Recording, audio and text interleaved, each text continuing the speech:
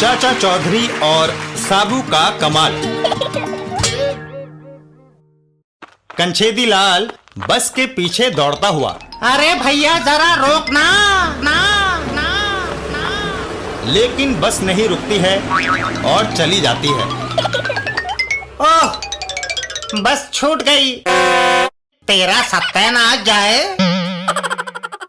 तभी चाचा चौधरी वहां आ पहुंचते हैं। अरे भाई कंछेदी लाल, किसे कोस रहे हो? बस वाले को।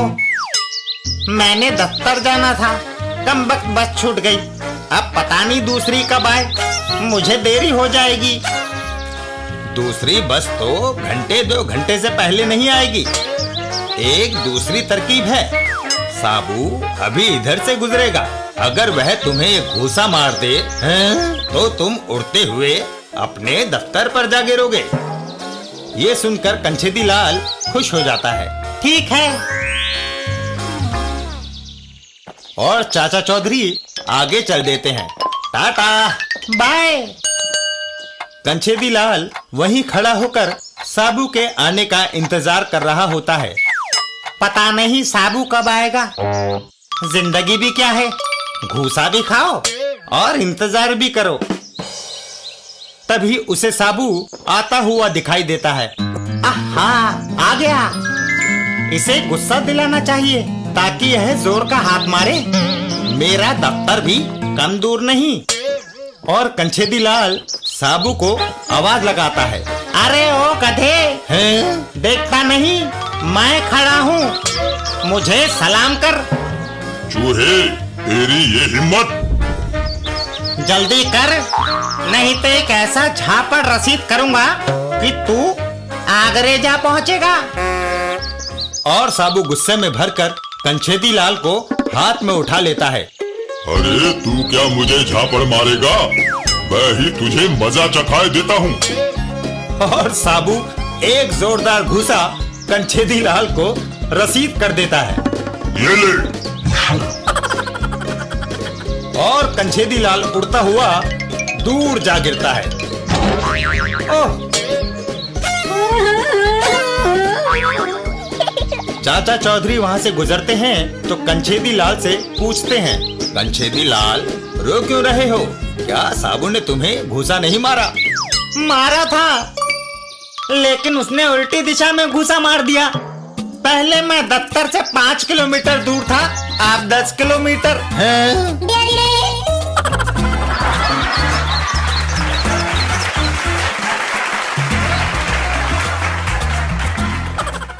चाचा चौधरी और ठगों को सजा। एक दिन बाजार में हीरालाल जीरालाल हीरो के व्यापारी। सवेरे से कोई ग्राहक ही नहीं आया, लोगों के पास खाने को तो है नहीं, हीरे कौन खरीदता है? अबे चुप जीरालाल, तेरी मनहूस सूरत देखकर ही ग्राहक भाग जाते हैं। पार्टनर, एक ग्राहक आ रहा है।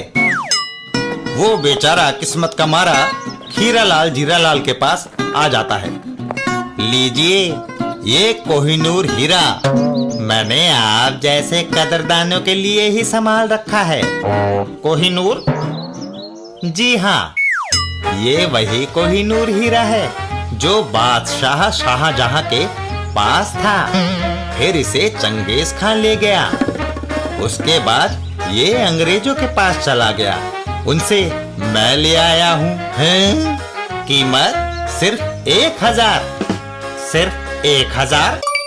जी हाँ, सेल लगाई हुई है, नहीं तो इसकी कीमत करोड़ों रुपए है। और वो बेचारा आदमी हीरालाल की बातों में आ जाता है। ठीक है, ये लो 1000, मुझे वो हीरा दे दो। वो आदमी हीरा लेकर सीधा ज्वेलर्स के पास जाता है। सेठ जी, मैं ये कोहिनूर हीरा लाया हूँ, खरीदोगे? देखें। सेठ हीरे की जांच करता है और हीरे को फेंक देता है। मैंने बेवकूफ बनावे छे, एक कांच के ठीकरे को ले जाओ। और वो आदमी निराश होकर चाचा चौधरी के पास पहुंचता है। चाचा जी मैं लुट गया। हीरालाल जीरालाल ने कांच के टुकड़े को कोहिनूर का हीरा बताकर मुझसे 1000 ऐंठ लिए। तभी कुछ और लोग चाचा चौधरी के पास आते हैं। हमें भी उन्होंने ठग लिया। अब वे ना अपने ये कांच वापस लेते हैं, ना हमारे पैसे लौटाते हैं। मुझे भी ठग लिया। मुझे भी। चिंता ना करो, मैं अभी तुम्हारे पैसे वापस लेकर आता हूँ। इतना कहकर चाचा चौधरी अपने घर से बाहर चल देते हैं। हीरालाल और जीरालाल, ये मशहूर कोहिनूर हीरा सिर्फ 1000 में। मैं 10 रुपए दे सकता हूँ। अच्छा 10 ही लाओ, आखिरी रह गया है। अगर तुम चेक लोगे मैं तुम्हें 20 दूंगा। मुझे चेक ही दे दो। अगर तुमने और कमाई करनी है तो अपनी नकदी देकर 2 गुने रुपयों का चेक ले लो। जल्दी करो, सुनहरी मौका फिर हाथ नहीं आएगा। वाह, ये लो मेरी कमाई के सारे रुपए 10,000 और 20,000 का चेक काट दो। अभी लो। चाचा चौधरी चेक काटकर हीरालाल को दे देते हैं और पैसे लेकर वापस अपने घर की तरफ चल देते हैं। घर पहुंचकर ये लो 10,000 रुपए, ये तुम्हारे ही हैं, आपस में बांट लो। इधर हीरालाल और जीरालाल बैंक पहुंचते हैं। बैंक, जीरालाल आओ, जल्दी से ये 20,000 का चेक भुना लें। बैंक के अंदर सेविंग अकाउंट। ये चेक कैश नहीं हो सकता। क्यों? चाचा चौधरी के अकाउंट में सिर्फ 5 पैसे बाकी हैं। हैं?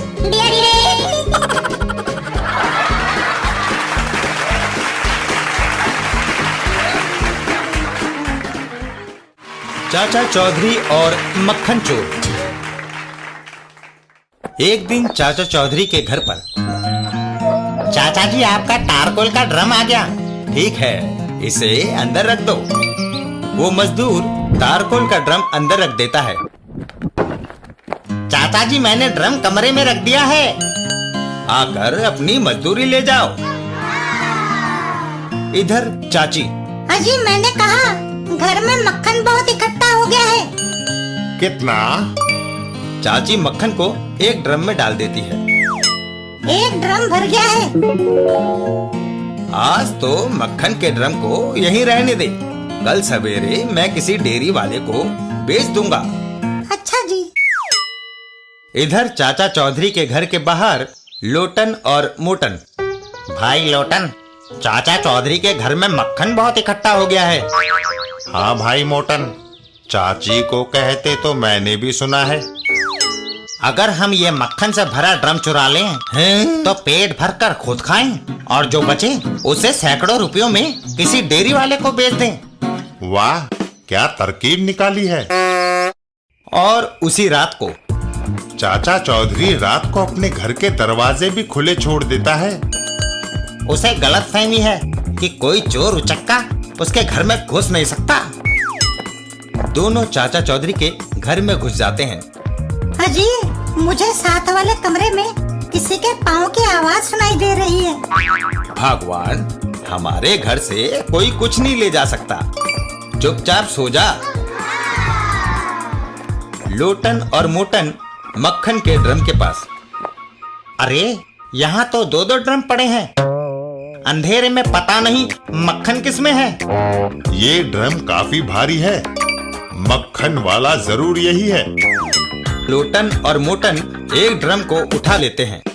चलो इसे ही ले चलें। और वो दोनों बाहर की तरफ चल देते हैं। तभी एक भागते हुए चूहे की पूंछ पर मोटन का पैर पड़ जाता है। आई! और पूरा का पूरा ड्रम उनके सर पर उलट जाता है। ओह! आह! आवाज सुनकर चाची और चाचा चौधरी की आंख खुल जाती है। ये आवाज कैसी? मैं न कहती थी कि साथ वाले कमरे में कोई है, बत्ती जलाओ। चाचा चौधरी झटपट बत्ती जलाते हैं। घर की सारी बिजलियां जल जाती हैं और चाचा चौधरी हाथ में डंडा लिए दूसरे कमरे की तरफ बढ़ते हैं। और वहां पहुंचकर लोटन और मोटन की हालत देखकर हंस पड़ते हैं। ये तो लोटन और मोटन हैं। लगता है ये मक्खन चुराने आए थे और तारकोल से मुंह काला कर बैठे। ऐसा ही लगता है जी।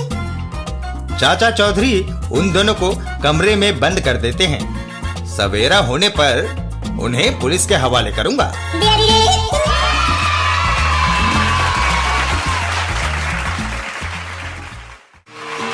चाचा चौधरी और लेने के देने पड़ गए। एक दिन रास्ते में, उस्ताद झल्ले खां, मैं ये लड्डुओं का डिब्बा ले आया, आओ अब इसे खाएं। नहीं जमूरे, ये लड्डू खाने के लिए नहीं मंगवाए, बल्कि इनसे और फायदा कमाने के लिए मंगवाए हैं। और जो भी फायदा होगा हम पहले की तरह आधा आधा बांट लेंगे। ठीक है। तभी उन्हें चाचा चौधरी आता हुआ दिखाई देता है। कोई आ रहा है, जल्दी से इस दीवार के पीछे छुप जा और वैसा ही करना जैसा कल किया था। चाचा चौधरी सर पर एक देसी घी का कनस्तर उठाए हुए नजदीक आते हैं। वाह, देसी घी का कनस्तर! अगर मैं इसे हथिया लूं तो ये घी कम से कम 400 रुपए का होगा। तभी उस्ताद झल्ले खां चाचा चौधरी को आवाज लगाता है, तुम आ गए, हम जानते थे तुम इधर से गुजरोगे।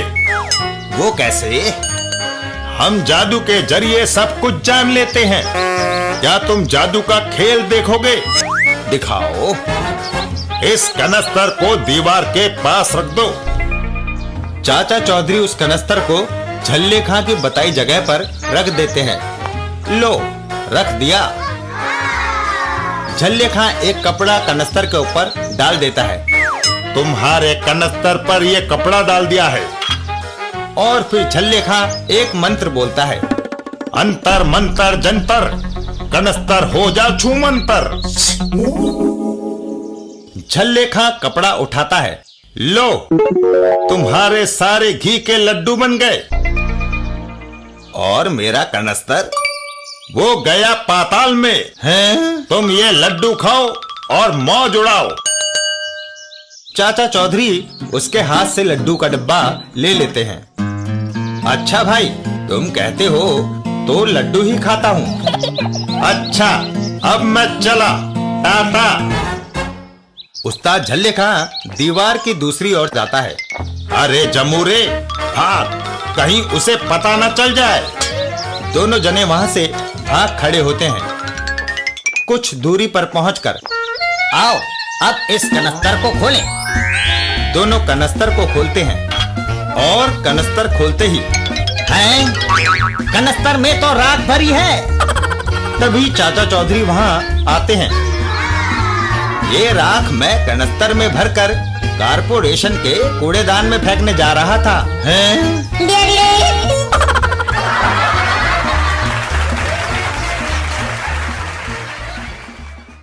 चाचा चौधरी और ढोल की पोल। एक दिन चाचा चौधरी और चाची घूमने के लिए निकलते हैं। आओ भगवान, आज तुम्हें घुमा लाऊं। लेकिन तुम्हारे साथ जाने में मुझे डर लगता है। तुम जहाँ भी जाते हो मुसीबत खड़ी कर लेते हो। फिक्र मत करो भगवान, तुम्हारा कोई बाल भी बांका नहीं कर सकेगा। तभी, चौधरी, तुम्हारे पास जो कुछ भी है रख दो, नहीं तो तुम दोनों को मार डालूंगा। साबू, ये तुम बोल रहे हो? हाँ, मैं बोल रहा हूँ। नालायक, मैंने तुझे इतने दिन खाना खिलाया, पिलाया, हम खुद भूखे रहते थे, लेकिन तुझे हलवा पूड़ी की कमी महसूस नहीं होने दी। तेरे लिए हजारों रोटियां बनाते बनाते मेरे हाथ दर्द करने लगते थे, फिर भी मैंने तुझे कभी भूखा नहीं रखा। उसका बदला तू हमें ये दे रहा है। तभी साबू चिल्लाता है, खामोश, अपने जेवर उतार कर जल्दी से मेरे हवाले कर दो। और चाची अपने जेवर उतारने लगती है। कमबख्त, अगर इन जेवरों से तेरा पेट भरता है तो ले, मैं उतारे देती हूँ। और चाची उन जेवरों को साबू के कदमों में रख देती है। ये ले। इधर चाचा चौधरी, मुझे कुछ दाल में काला नजर आ रहा है। चाचा चौधरी एक पौधे से कांटा तोड़ते हैं। ये कांटा शायद कुछ काम बनाए।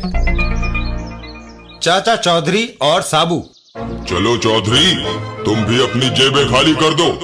अभी करता हूँ। चाचा चौधरी कांटा चुभोता है। ये ले।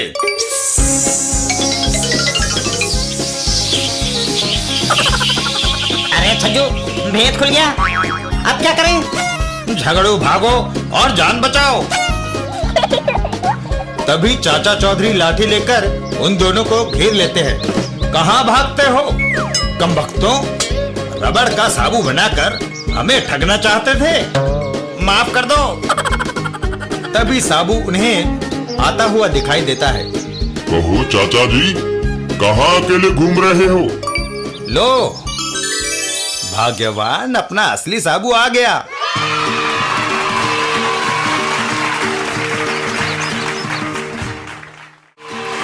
चाचा चौधरी और मूंछों का कमाल। चाचा चौधरी का जुड़वा भाई छज्जू चौधरी उससे मिलने आया। कहो भैया, कैसे हो? अच्छा हूँ। कहो, कैसे आना हुआ? इधर एक अदालत के मामले में आया था, सोचा तुम्हें मिलता चलूं। तुम्हें भूख लगाई होगी, अंदर रसोई में जाकर अपनी भाभी से नाश्ता ले लो। थोड़ी दूर बाजार में कल्लू नाई और गेंडा सेठ की झड़प हो रही है। देखो सेठ, मुझे चैलेंज मत करो। मैंने बड़ों बड़ों की उल्टे उस तरह से हजामत कर दी है। हम तुम्हें तब मानेंगे जब तुम चाचा चौधरी को मात दे दोगे। बोलो, क्या शर्त रही? तुम चाचा चौधरी की मूछें काटकर हमें दिखा दो, हम तुम्हें 100 रुपया देंगे। नहीं तो तुम अपनी मूछ हमारे हवाले कर देना। ये सुनकर कल्लू नाई चल देता है। मुझे मंजूर है। अभी 15 मिनट में चाचा चौधरी की मूछें लाता हूँ। कल्लू नाई चाचा चौधरी के घर पहुँचता है। चौधरी साहब, आदाब बजा लाता हूँ। कहो भाई, कैसे आना हुआ? अजी चलते चलते आपकी मूछें देखी तो रुक गया। आजकल तो मूछें रखने का फैशन ही नहीं। अगर फैशन नहीं तो फिर तुमने क्यों मूछें पाल रखी हैं? अजी हमारा छोड़िए, हम ठहरे पुराने फैशन के। आप जैसे पैंट कमीज और टाई थोड़े ही लगाते हैं। आपके चांद जैसे चेहरे को इन भद्दी मूछों ने छुपा रखा है। बड़े बड़े एक्टर जैसे दिलीप कुमार, राजेश खन्ना और धर्मेंद्र कोई मूछें नहीं रखता। तुम ठीक कहते हो। फिर दो हमारी मूछों पर उस्तरा। कल्लू नाई तो बस इसी मौके के इंतजार में था। कल्लू नाई ने तुरंत अपना काम शुरू कर दिया। वाह, क्या हसीन चेहरा निकल रहा है। और कल्लू नाई चाचा चौधरी की मूछें लेकर चलता बना। सुभान अल्लाह, इस चांद के मुखड़े को देखकर कौन हसीना नहीं मर मिटेगी। जल्दी से बंबई का टिकट कटाओ और फिल्म कंपनी में भर्ती हो जाओ। कल्लू नाई गेंडा राम के स्टोर पर पहुंचा। गेंडा सेठ, निकालो 100 रुपए। चाचा चौधरी की मूछें मैंने साफ कर दी और ये रहा उसका सबूत। कल्लू नाई ने चाचा चौधरी की मूछें गेंडा सेठ के सामने पेश की। तभी, अरे भाई कल्लू, किसकी मूछें साफ कर दी तुमने आज? कल्लू नाई ने चाचा चौधरी के चेहरे पर मूछें देखी तो बुरी तरह चौंक गया। हैं? और तुरंत चाचा चौधरी के पांव में गिर पड़ा। चौधरी साहब, मैं मान गया आपको। मैं आपके पांव पड़ता हूँ। मैंने इतनी जल्दी मूछें उगते कभी नहीं देखा। कृपया इसका रहस्य बताएं। एक शर्त पर। पहले तुम अपनी मूछें साफ करो। कल्लू नाई ने झटपट अपनी मूछें साफ करनी शुरू कर दी। लो, मैं अपनी मूछें साफ किए देता हूँ। दरअसल तुमने जिसकी मूछें साफ की थी वो मैं नहीं, मेरा जुड़वा भाई छज्जू चौधरी था। गेंडा सेठ, लो, मैं अपनी मूछें तुम्हारे हवाले करता हूँ।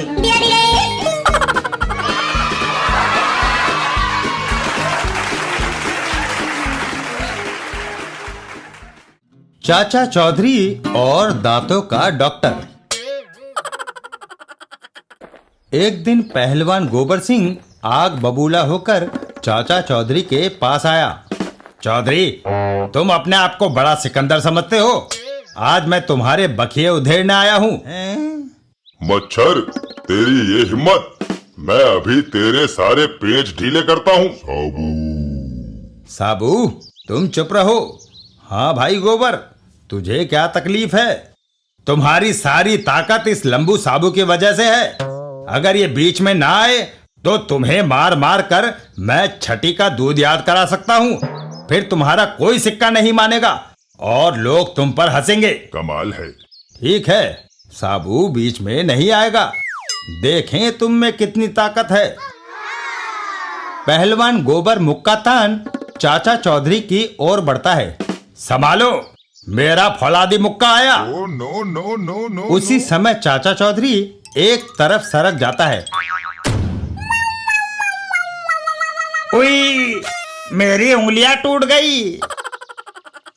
खैर, उससे तो तुम बच गए। अब देखो मेरी खौफनाक टक्कर। इससे मैं कितने सांडों की हड्डियां तोड़ चुका हूँ। पहलवान गोबर सिंह चाचा चौधरी की ओर लपकता है। ऐन मौके पर चाचा चौधरी एक तरफ हो जाता है। हाय, मैं फंस गया, मुझे बाहर निकालो। एक मिनट ठहरो गोबर सिंह, अब मेरी बारी है। ये तो गया काम से। चाचा चौधरी का जबरदस्त घूसा। हाय, मैं मरा। मेरा दांत। मैं ये दांत निकलवाने के लिए कई डेंटिस्टों के पास गया था, लेकिन कोई ना निकाल सका। तुम्हारे एक ही घूसे से ये बाहर आ गया। ये लो अपनी फीस, 40 रुपए। कमाल है। चाचा चौधरी और साबू। अगर मुझे पता होता कि वह एक दांत निकालने के 40 रुपए देता है तो मैं 32 ही निकाल देता।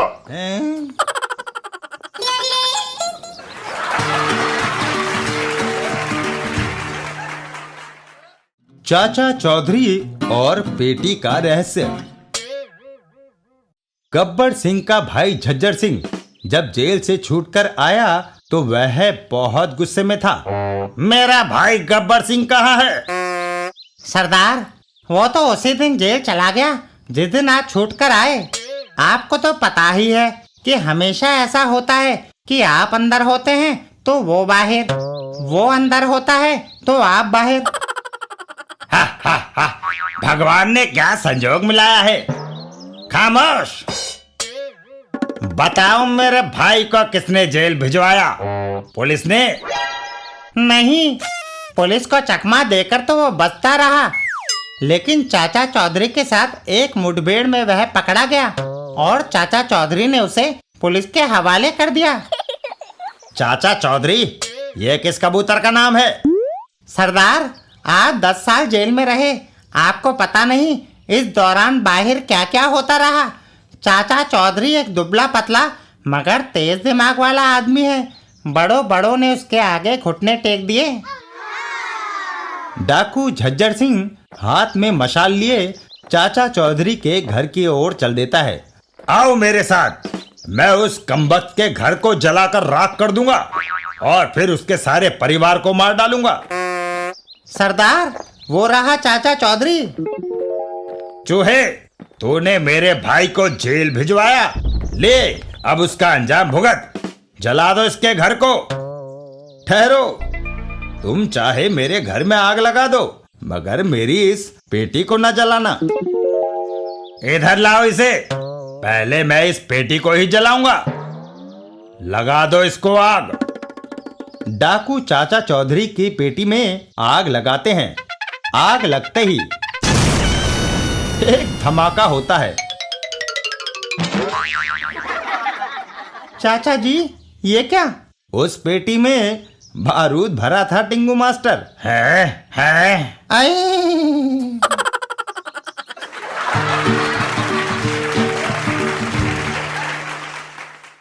चाचा चौधरी और योगासन का करिश्मा। एक दिन चाचा चौधरी और साबू, आज तुम्हें योगाभ्यास सिखाएंगे। गए काम से। चाचा जी, आप कहो तो 10-20 हजार दंड बैठक लगा दूं। योगाभ्यास में क्या रखा है? अरे बेवकूफ, योगासन बड़े काम की चीज है। इससे शरीर में कोई बीमारी नहीं आती, मन में शांति और शरीर चुस्त रहता है। ठीक है, जैसी आपकी मर्जी। और चाचा चौधरी साबू को योगासन सिखाने लगते हैं। पहले हम प्राणायाम करेंगे। एक लंबा और गहरा सांस अंदर खींचो। खींच लिया। अब इसे रोको। अब सांस वापस बाहर छोड़ो। साबू सांस बाहर छोड़ता है। ओह, अरे कमबख्त, तुम्हें धीरे धीरे सांस छोड़नी थी। चाचा चौधरी की पगड़ी हवा में उड़कर दूर जा गिरती है। तुमने मेरी पगड़ी उड़ा दी। तुम प्राणायाम करने के काबिल नहीं। अब तुम शीर्षासन करना है। और साबू घबरा जाता है। शीर्षासन यानी मुझे सिर के बल उल्टा खड़ा होना पड़ेगा। ये काम तो हमारे खानदान में किसी ने नहीं किया। घबराओ नहीं, मैं तुम्हें सिखाऊंगा। साबू बेटा, चाचा चौधरी से पाला पड़ा है। चढ़ जा सूली पर। चलो शुरू करो। और साबू शीर्षासन लगाता है। चाचा जी, मैं संतुलन नहीं रख पा रहा, गिर जाऊंगा। फिक्र न करो साबू, मैंने थामा हुआ है। उधर से जग्गू और झब्बू, दो बदमाशों का गुजरना होता है। चाचा चौधरी को लूटने का ये अच्छा मौका है। साबू उल्टा खड़ा है, इसलिए वो भी उसकी मदद नहीं कर सकेगा। आओ। दोनों चाचा चौधरी के पास पहुंचते हैं। चौधरी, जो कुछ तुम्हारे पास है हमारे हवाले कर दो, नहीं तो। चाचा चौधरी साबू को छोड़कर तुरंत एक तरफ को चल देते हैं। जेब में तो कुछ नहीं है, घर के अंदर से लाता हूँ। साबू का संतुलन बिगड़ जाता है और वो उन दोनों चोरों के ऊपर गिर पड़ता है। हाय, मर गए। हमें नीचे से निकालो। और साबू उठ खड़ा होता है। भागो! अरे जल्दी से भागो।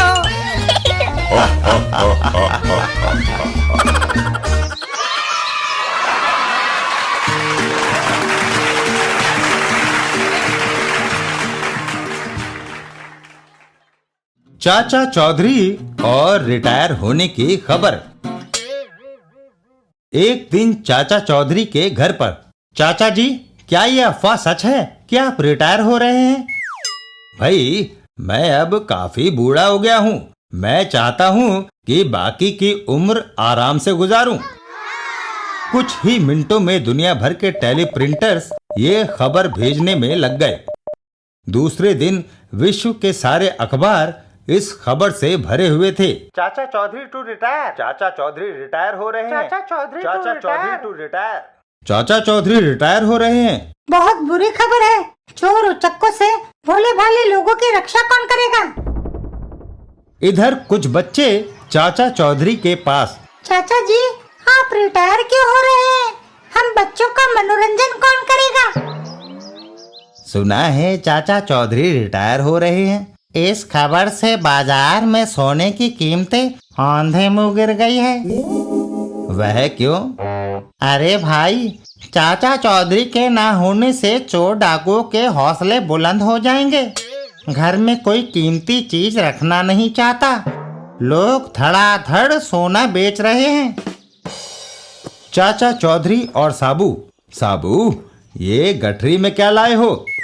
साबू गठरी को उलटता है।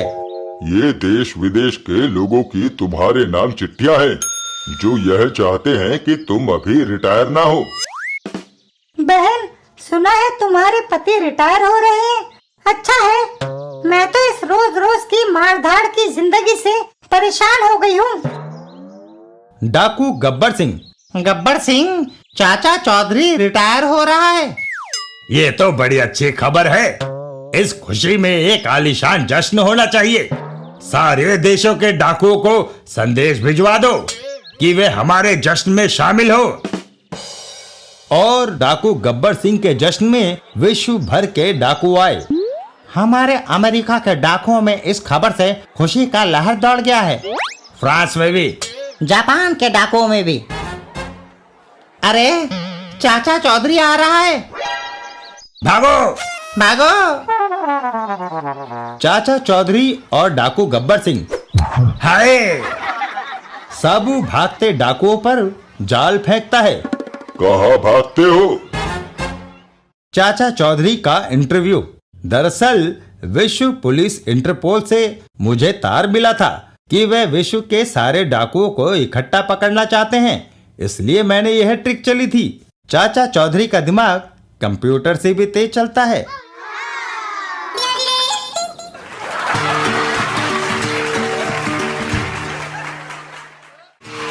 चाचा चौधरी कांगो के घने जंगलों में।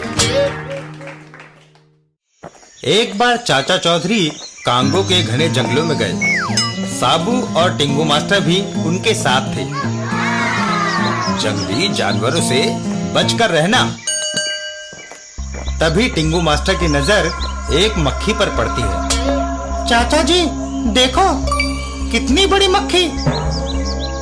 यहाँ की हर चीज अजीबोगरीब है, उसके पास मत जाना, वो आदमी को खा जाती है।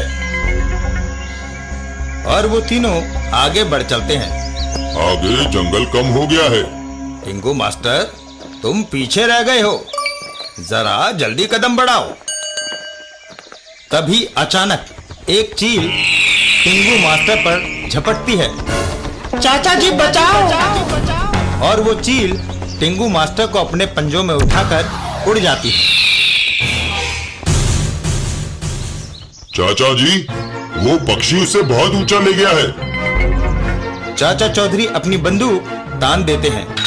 ठहरो, मैं अभी उसे गोली मार देता हूँ। चाचा चौधरी बंदूक ताने हुए। साबू, तुम तैयार रहो। जैसे ही टिंगू मास्टर उसके पंजे से गिरे, तुम उसे लपक लेना। अगर मेरा निशाना चूक गया या टिंगू मास्टर को तुम कैच ना कर सके, तो दोनों सूरतों में उसकी मौत निश्चित है। मैं तैयार हूँ चाचा जी। और चाचा चौधरी ने बंदूक का घोड़ा दबा दिया। निशाना अचूक लगा। ओह! और साबू ने जल्दी से उसे बीच में लपक लिया। धन्यवाद साबू, तुमने मेरी जान बचाई। अरे, हम अपने यार को आज तक नहीं आने देंगे।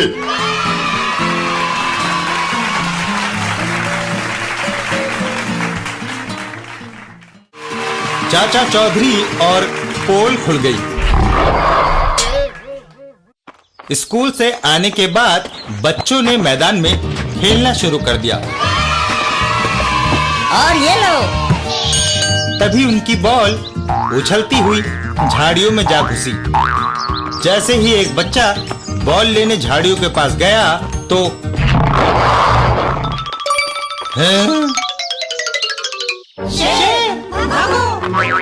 और सारे बच्चे वहां से भाग खड़े हुए।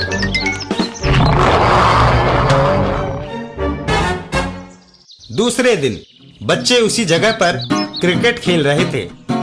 ये आई मेरी स्पिन बॉल और ये लो मेरा चौका। एक बच्चा जैसे ही गेंद लेने गया तो शेर वहाँ दोबारा आ गया हमारी गेंद। और सारे बच्चे वहाँ से दोबारा भाग खड़े हुए। बाप रे, भागो। सारे बच्चे चाचा चौधरी के पास पहुँचते हैं। चाचा जी, एक शेर हमारे खेल के मैदान में घुस आया है और हर रोज हमारी गेंद हड़प जाता है। कमाल है, शेर का गेंद से क्या ताल्लुक। चाचा चौधरी उन बच्चों के साथ चल देते हैं। घबराओ नहीं बच्चों, आओ मेरे साथ। मैदान में फिर से खेल शुरू हो जाता है। गेंद तेजी से लुढ़कती हुई दूर चली जाती है। वो शेर आकर गेंद को मुंह में दबा लेता है। तभी चाचा चौधरी पीछे से आकर उस शेर की पूंछ पकड़ लेते हैं। आह, मेरी पूंछ। हैं? अच्छा, शेर आदमी की जुबान कब से बोलने लगा? जल्दी बोलो तुम कौन हो, नहीं तो तुम्हारी पूंछ को आग लगाता हूँ। नहीं, आग ना लगाना, मैं मर जाऊंगा। और शेर अपने असली रूप में आ जाता है। अरे लोटन तुम? हाँ चाचा जी, मैं शेर की खाल पहनकर बच्चों की गेंद छीन लेता था। सोचा था जब काफी गेंदें इकट्ठी हो जाएंगी तो उन्हें बेचकर कुछ पैसे वसूल करूंगा। मगर अब जब भेद खुल गया है तो गेंदें लौटा रहा हूँ।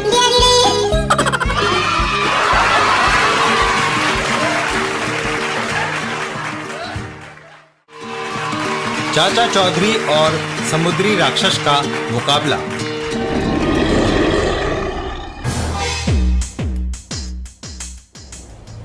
एक बार समुद्र के लहरों के साथ एक अजीब जीव किनारे पर आ गया। उसने एक पेड़ को उखाड़ा और शहर की तरफ चल दिया। अरे वो देखो, समुद्री राक्षस। और राक्षस ने बिना एक भी पल गवाए लोगों पर हमला कर दिया। बचाओ, मर गए। अरे समुद्री राक्षस है, भागो। फिर वह शहर के मकानों को तहस नहस करने लगा। इतने में चाचा चौधरी और साबू का उधर से निकलना हुआ। चाचा जी, वो समुद्री राक्षस शहर को बर्बाद कर रहा है। साबू और समुद्री राक्षस आमने सामने।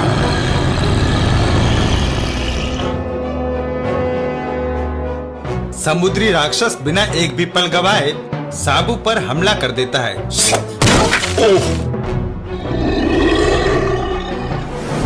साबू समुद्री राक्षस के हमले से जमीन पर गिर पड़ता है और समुद्री राक्षस अपने अगले हमले की तैयारी करता है। इधर चाचा चौधरी, वो अपनी अपार शक्ति अपनी पूंछ से हासिल करता है। अगर उसकी पूंछ काट दूं तो उसकी ताकत साबू के बराबर हो जाएगी। और चाचा चौधरी कैंची से उस राक्षस की पूंछ काट देता है। साबू राक्षस के ध्यान भटकने का फायदा उठाकर एक जोरदार घुसा उसके मुंह पे जड़ता है। साबू उस समुद्री राक्षस को अपने सर से ऊपर उठा लेता है और पूरी ताकत से समुद्र की ओर उछाल देता है। जाओ समुद्र में। राक्षस पानी के अंदर डूब जाता है। वह जहाँ से आया था वहाँ चला गया। अब वो किसी को परेशान नहीं करेगा। चाचा चौधरी, साबू और अन्य लोग, उसकी कटी पूंछ मेरे पास ही रह गई है, आओ इसे मिट्टी में दबा दें।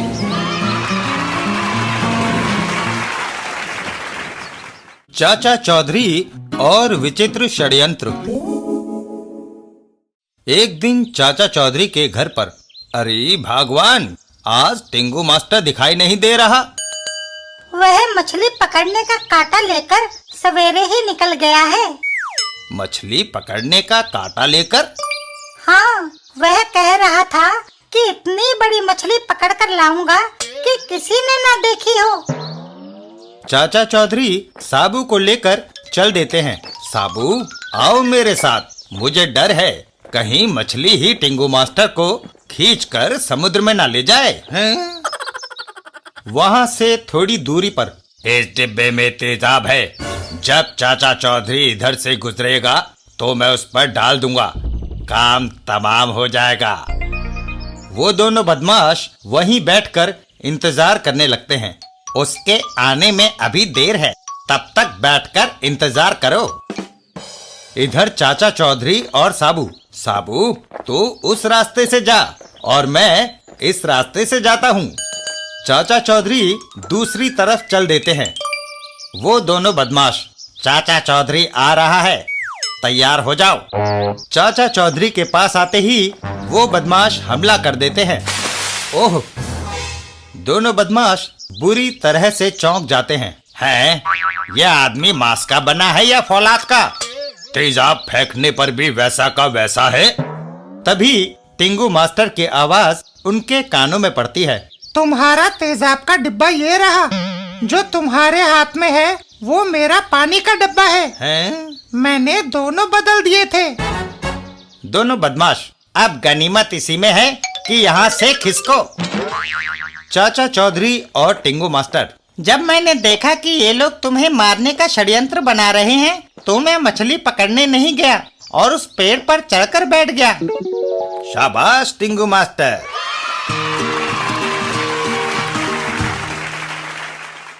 चाचा चौधरी और टिंगू मास्टर की शामत। एक दिन चाचा चौधरी के घर पर, अरे साबू जरा इस बिस्तरे को तो झाड़ दे। अभी लो चाचा जी। साबू बिस्तरे को उठाता है और पटा। ओह! अरे लंबो, तुम्हें दिखाई नहीं देता? उस बिस्तर पर मैं सो रहा था। माफ करना टिंगू मास्टर, मुझे तुम दिखाई नहीं दिए। इसने यहाँ मेरा सोना हराम कर दिया है। बाहर जाकर कहीं सोता हूँ। थोड़ी देर बाद टिंगू मास्टर एक जगह, यहाँ पेड़ के नीचे छांव में अच्छी नींद आएगी।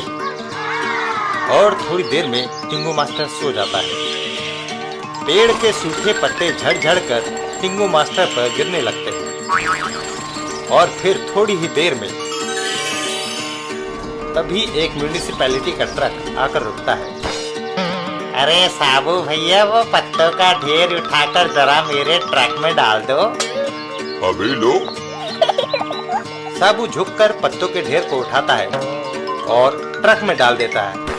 अर्र! मुझे कहाँ ले जा रहे हो? शहर के बाहर कूड़े के ढेर में।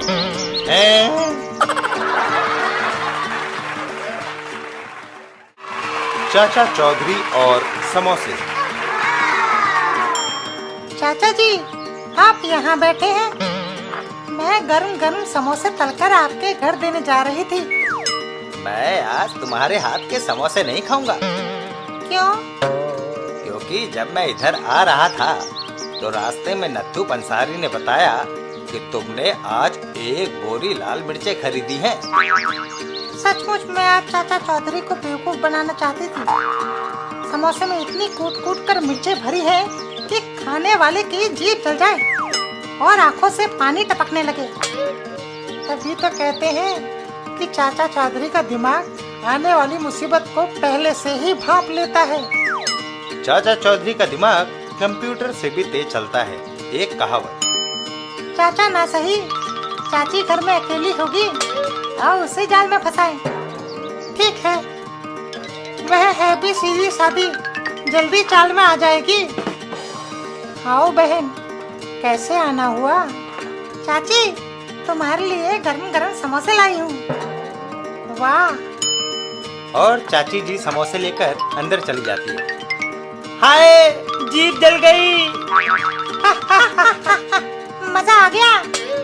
तुमने समोसों में इतनी मिर्चें डाल रखी थी, बेचारे का मुंह जल गया। बेचारे का?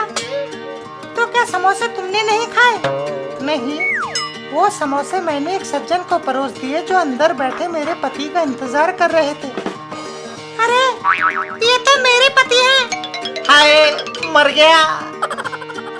कभी कभी आदमी अपनी चालाकी से खुद ही मात खा जाता है। है?